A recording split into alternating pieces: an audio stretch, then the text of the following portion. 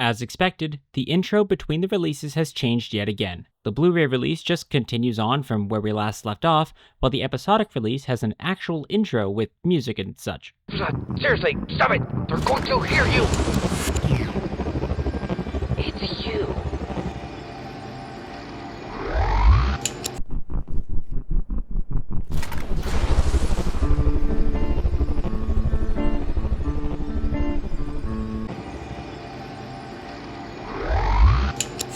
This was done very easily. They did the shot without the teleporter in frame, then did the shot with the teleporter in frame, then just layered the videos on top of each other and keyframed a crop effect, giving the effect of the teleporter turning on, when in reality it was all movie magic! It's you! Hello, Caboose. In the background, you can see the Gosshog that Sarge has been developing since RVB relocated. It's a magnetized propulsion system. It can fire massive slugs at an outrageous velocity. Check it out. Look, I deserve it!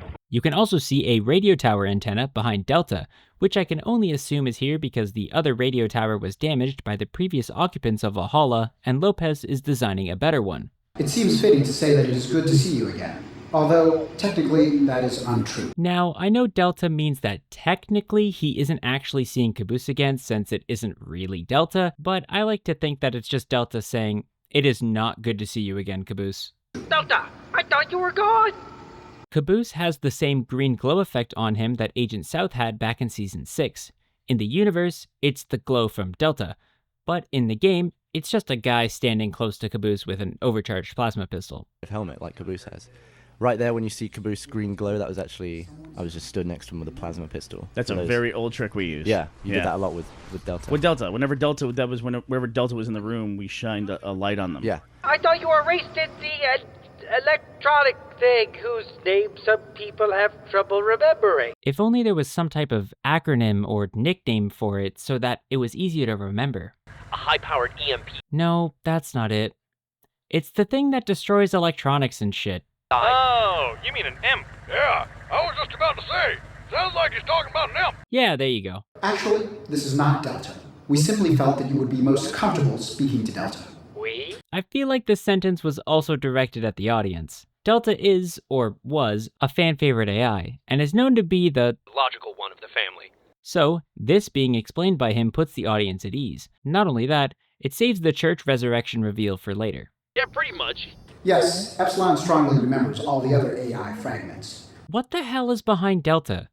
What is it meant to be? The holographic technology in this room allows us to project ourselves in any manner. It is surprisingly advanced. How can Delta use the holographic system without being directly connected to it? And he's also contained inside the Epsilon unit. How about a giraffe? Look, let's just say we can look like many different things and just leave it at that.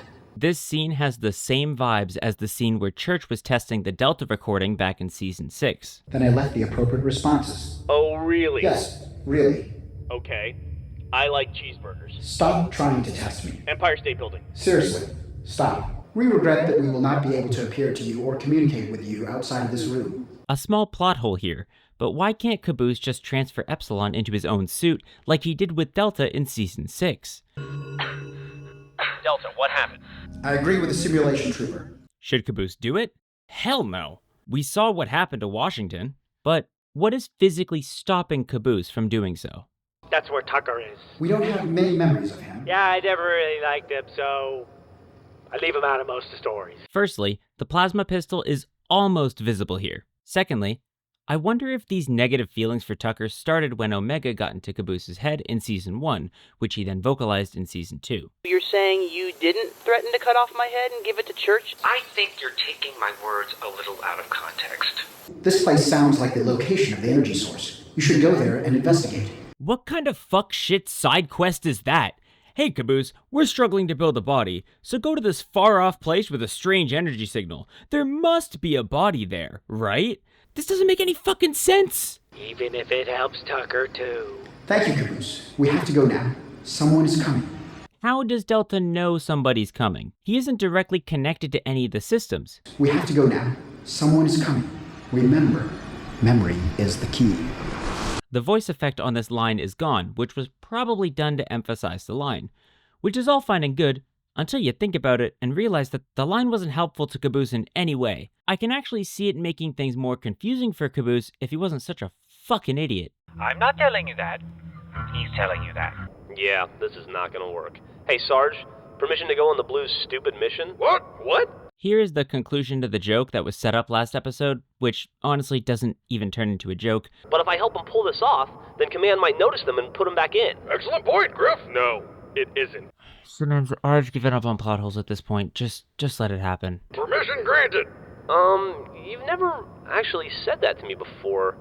That means yes, right? Griff is technically correct, but he should think that he is incorrect. Sarge never gives Griff permission for anything up to this point. That part is true. However, in Season 1, Episode 14, Sarge was possessed by Church, who then gave Griff permission to speak freely. Permission to speak freely, sir? Go ahead. That's really fucking gross. Griff didn't know then, and shouldn't know now, that Church was possessing Sarge at that time, so in his eyes, Sarge granted him permission once before. But that is probably a lot more to explain for a shitty one-off joke, so... But it's sad to say, I will allow it. This episode was very brief, and is the Swiss cheese of plot holes. So many things don't make sense, but I mean, it's just funny haha Halo show, so it doesn't really matter. I will say that this is the episode Gavin Free fully took over as director. There's a blue. Nice thing about working in a video game? That right there, that Epsilon going down on the ground, that's the first shot I did. Is it? Mm-hmm. You mean here? The first shot I did when I took over as director, yeah. So this is where the season gets a lot more pan, zoom, and cinematic shots when compared to the static camera that the show is known for. Also, just a shout out to the Rooster Teeth channel, or I guess the Rooster Teeth animation channel, for reposting every single Red vs. Blue season in episodic format. It has made my job so much easier. You guys know who that is already, but go check them out regardless. Go watch all of them again. Give Bernie some money, because he just bought Rooster Teeth. He deserves it. What the hell happened? Thank you so much for watching this episode of Overanalyzing Red vs. Blue. If you liked it, feel free to leave a like on the video and subscribe to the channel for more RVB nerd content, along with anything else I decide to post. If there's anything I might have missed, something you wish I talked about, or just anything in general, be sure to leave it in the comments. Thank you all so much for watching. I'm Spiral, and I'll talk to you all later.